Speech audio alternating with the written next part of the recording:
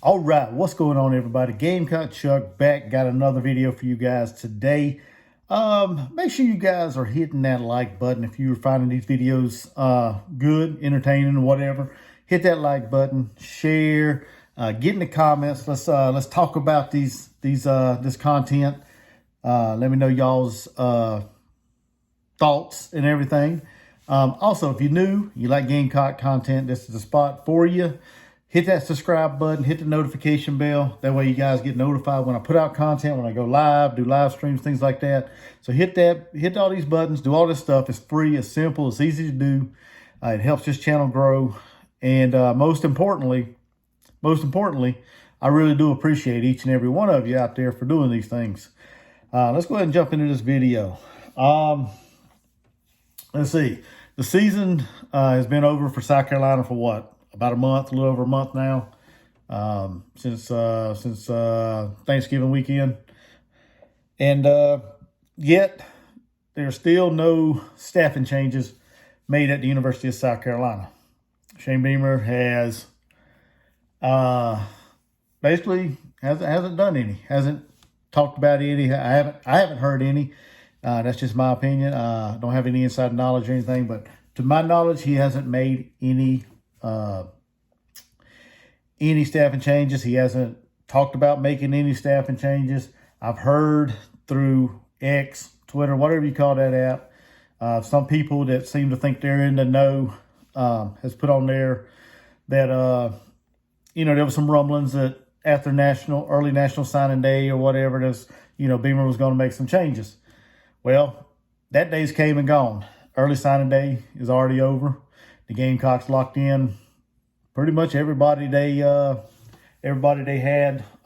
in the 24 class, and all the portal people, with the exception of 3 that backed out or whatever, decided to, decommit or whatever. So it is what it is, whatever. But we did bring in a good haul, offensive line. We addressed that need. We addressed the running back room, of course. We flipped that. And like I said, that was some of the rumblings. They're going to wait till after that. Well, like I said, that day's come. It's gone. We got these recruits in. We got these transfers in. Yet there still hasn't been any changes made. And it depends on what side of the fence you guys are on, Gamecock Nation, whether y'all think Beamer needs to make some staffing changes or not. Myself personally, I think there's a couple of positions that definitely need addressed, preferably sooner than later. And this is just my opinion, like I said. Starting with the defensive coordinator, Clayton White. Honestly, he hasn't improved that defense a bit. It doesn't seem like. We struggled every year for the last 3 years. We struggled against the run. The only reason why our passing defense looked as good as it was because teams knew we couldn't stop the run. So we basically shut them down through the air and they ran on us. So that made our passing defense statistics look better. So you can't really say he's improved any there either. So do we give him another year? Or is it time to make a change? Same thing with offensive line. The offensive line has really gotten no better. I know a lot of y'all gonna come at me with injuries. Whatever. I get that. It happens every year to every team. Every team has them. We got other guys in the room. Why are we not developing anybody to fill the shoes of the guys that gets hurt? Yeah, I know we threw a couple freshmen out there. I get that as well. I understand that. We were young there. We're going to continue to be young because we got incoming bodies, great recruiting class this year that's going to shore up the offensive line once they get there, once they get developed. If Beamer keeps the offensive coordinator or the offensive line coach, Lonnie Teasley, if he can develop them. We'll see. I have serious questions about his skill and why he hasn't been able to develop any offensive line to shore up the holes that we had on the offensive line. not being able to pass protect, not to be able to open up any lanes for running backs. Yet, granted, we didn't really have a solid running back this past year. We tried to use Dakereon Joyner as a running back, but he is no SEC running back. Let's just be honest with you. The guy is a stand-up guy, all around Gamecock. Love him to death as a Gamecock, but let's just face it, he's not an SEC caliber running back. We waited too late to throw Mario Anderson in the mix as far as the running back. He was basically our only true running back that we had on the roster that was healthy or that was, showed any potential. However, even though you have them running backs, it doesn't do you no good if you doesn't have an offensive line that's capable of, opening up the hole, to run block, to give the quarterback time to pass, to open up the run or the run to open up the pass, whatever. So